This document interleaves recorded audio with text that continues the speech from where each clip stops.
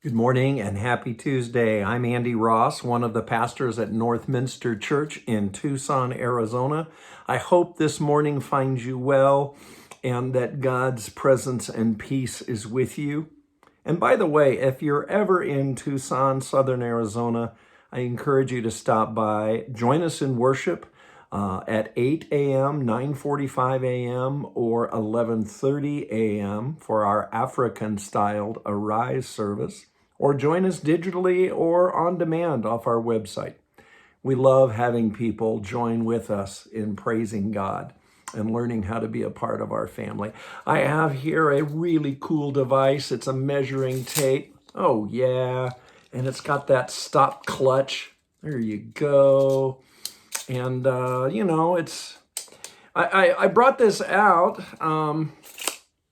because we need measuring standards. And in our scripture reading today from the Old Testament, we're in the book of Zechariah.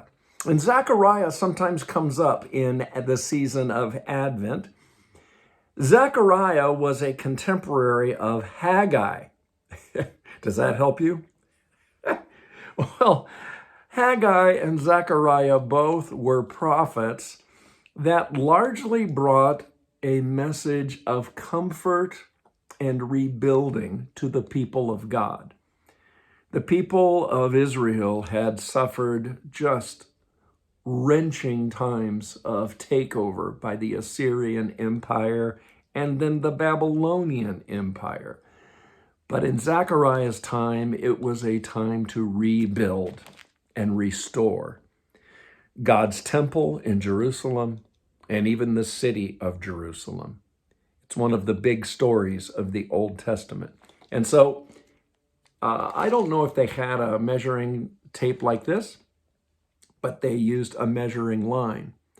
And often in the prophetic books of the Bible, a measuring line is meant to convey God's measurement of what is true and right. And also, as in today, the measuring line was a symbol of beginning to rebuild, chart out the boundaries, north, south, east, and west of God's temple. For the people of Israel living in exile, measuring where the temple would go and be restored was a profound symbol of hope. And so in chapter 2 today, in our reading, this is the third vision that Zechariah received.